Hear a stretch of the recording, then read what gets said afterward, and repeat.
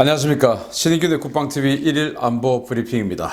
자, 오늘도 역시 우리 대한민국을 둘러싼 중요한 안보 이슈들 간추려서 브리핑 하겠습니다. 자, 그런데 오늘은 첫 번째 소식부터 정말 열받는 그런 소식이 있습니다. 정부가 천안함 폭침 사건 이후 유지해왔던 독자적 대북 제재 조치인 오이사 조치가 사실상 실효성이 없다며 남북 교류 재개를 천명했습니다. 미국은 즉각 우려의 입장을 내놓았습니다. 우리 장병 47명의 귀중한 목숨을 앗아간 초대형 도발이었던 천안함 폭침 도발, 그리고 민간인 관광객 박광자 씨를 조준 사살한 사건 등에 대해서 북한이 그 어떤 사과도 하지 않은 가운데 정부가 한국 정부 독자적 대북 제재 조치인 오이사 조치 해제와 대북 교류를 추진하고 있어서 비판이 일고 있습니다.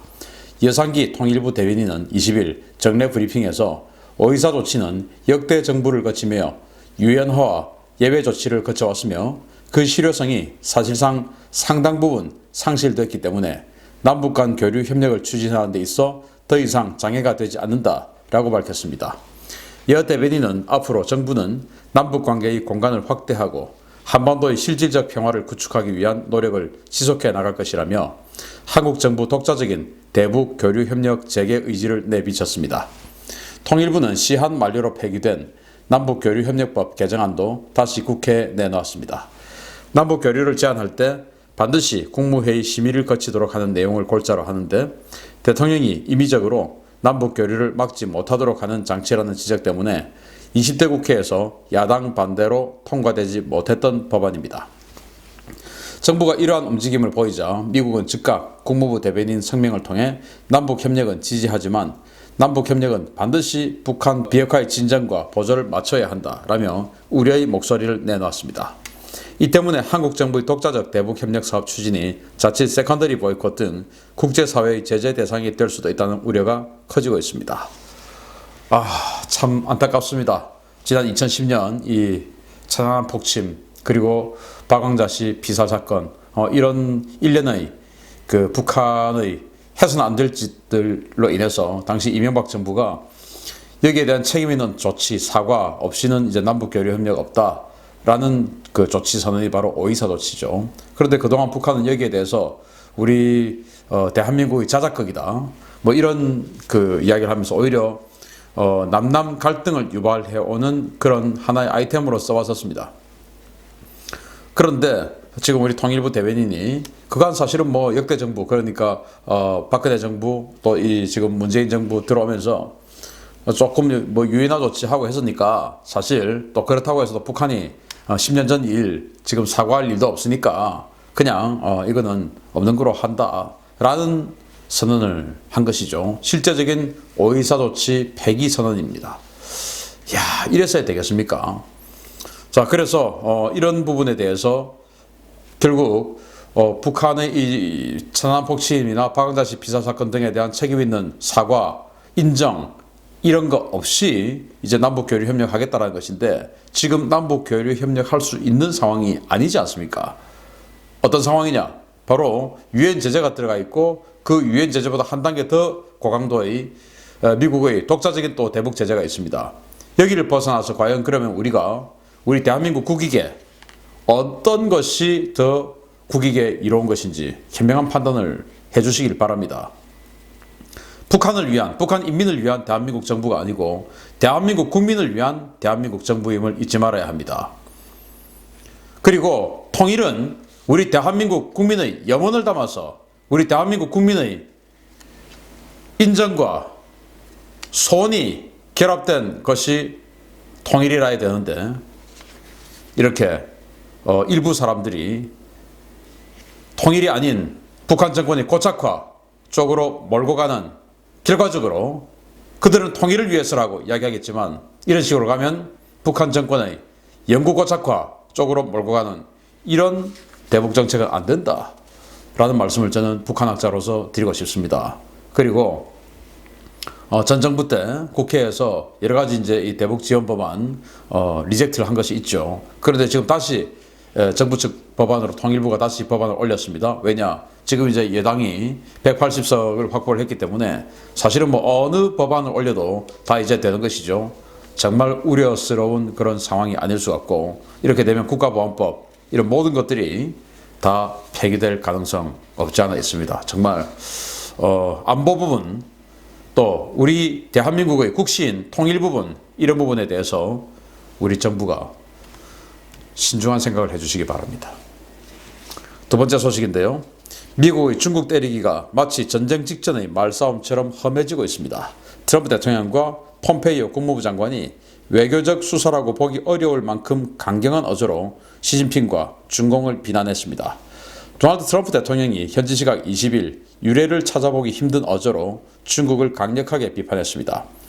트럼프 대통령은 자신의 트위터에서 방금 중국의 어떤 미친놈이 수십만 명을 죽인 바이러스에 대해서 중국을 제외한 모든 이들을 비난하는声明을 발표했다. 제발 누가 좀 나서서 이 멍청이에게 전 세계적인 대규모 살상을 저지른 것이 중국의 무능이라는 것을 설명 좀 해줘라 라며 중국을 비난했습니다. 트럼프 대통령의 이 같은 발언은 WHO 총회에서 중국 대응의 우수성과 미국의 문제점을 지적한 시진핑 등을 겨냥한 것으로 보이는데요. 지금까지 트럼프 대통령이 중국을 비난한 발언 중 역대급으로 직설적이고 강력한 수준입니다. 폼페이오 장관도 거들었습니다. 그는 같은 날 언론 브리핑에서 중공은 악랄한 독재 정권이라며 시진핑이 WHO 총회에서 앞으로 2년간 20억 달러의 국제 지원을 약속했는데 그들이 전 세계에 끼친 인적, 물적 피해에 비하면 보잘것없는 돈이라고 비난했습니다. 폼페이오 장관은 또 전 세계적으로 30만 명이, 미국에서만 9만 명이 죽었다. 중공의 대응 실패로 전 세계에 부과된 비용은 우리 추산으로 9조 달러 이상이라며 시진핑은 중국이 공개적이고 투명하며 책임지는 태도를 보여왔다고 하는데 정말 그랬으면 좋았을 것이다 라며 시진핑에 대한 공개적인 비판도 이어갔습니다.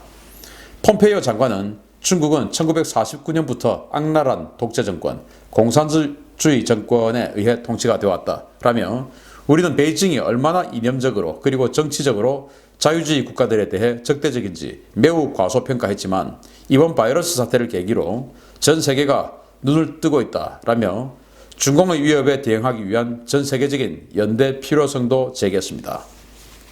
2017년에 이 트럼프 대통령이 김정은을 향해서 미친 개 이런 소리 했었는데 거의 그거에 버금가는 그런 소리를 했습니다. 미친놈, 또라이, 미친, 이제 이런 이야기, 멍청이, 얼간이, 약 먹은 놈, 이제 이런 이야기를 막 했습니다. 이제 해석에 따라서 그렇게 바꾸어질 수 있는 그런 단어들인데요. 제가 그 단어를 직접 언급하면 이 구글의 필터링에 걸려서 제재를 받을까봐 직접 그 단어 언급은 못하겠습니다. 하여튼 그렇습니다. 정말 시진핑의 연설에 대해서 트럼프 대통령이 분노의 일가를 완전히 필터 그냥 제재하고 그냥 나온 대로 그냥 쏟아 부었습니다. 또 나온 대로 쏟아 부어도 될 만큼 이제 된다라는 그런 판단을 한 것이죠. 정치인의 멘트는 결코 정치적 수사 아닌 그냥 일반적인 이야기 없습니다. 전부 다 정치적으로 고도로 계산된 상황에서 나오는 겁니다. 아무리 트럼프 대통령이 원고 없이 그냥 라이브로 한다고 하더라도 그거 다 순간적으로 머리에서 계산해서 합니다. 미국 대통령쯤 된 사람이 그거 말실수 잘 하지 않습니다. 그래서 지금 이 상황에서는 정치적으로 내가 이 정도 멘트를 날려줘야 내가 정치적으로 유리하다라는 판단을 한 것입니다. 미국 국민들이 이걸 요구하고 있다는 말이죠. 이 정도 강경한 입장을 요구하고 있다라는 판단을 하니까 이런 말을 하는 겁니다. 이제 정말 미국과 중국의 감정적인 어떤 그 대립을 넘어서 실제적인 충돌로 이어질 가능성이 있다. 물론 그 실제적인 충돌은 무역, 외교적 여러 가지가 있겠지만 마지막 단계에는 군사적인 충돌이 있겠지만 그 군사적 충돌로는 가지 않으려 하겠죠. 누구든지. 그러나 그 군사적 충돌로 가기 전까지의 그 모든 단계에서 이제 미국은 중국을 해체하기 위해서 작업을 할 것이다. 이 정도 지금 나갔으니까 시진핑 주석을 향해서 미친놈, 또라이, 약 먹은 놈, 이 정도 했으면 이제 끝난 거 아니겠습니까? 그리고 폼페이오 장관은 지들이 지금 20억 달러, 2년에 20억 달러 내겠다고 하는데 그게 지금 푼돈 아니냐. 20억 달러 해봐야 우리 돈으로 한 2조 5천억 원 되죠. 그런데 지금 폼페이오 장관은 니들이 끼친 돈은 1경이 넘어 1경. 그런데 무슨 2조 원 그거 내놓고 지금 입 닦으려고 하냐. 웃기는 소리. 그래서 전 국제사회가 나서서 저거 다 뺏어내야 돼. 이런 호소를 하는 것입니다. 정말 귀추가 주목이 되고 기대가 됩니다. 왜? 우리들도 많은 피해를 받지 않습니까? 정말 저도 해외여행도 가고 싶고 또 국내 여행도 가고 싶고 또 좋은 곳에 가서 맛있는 것도 먹고 싶고 아이들하고 영화도 보고 싶습니다. 그런데 그 어떤 곳도 가지 못하고 있습니다.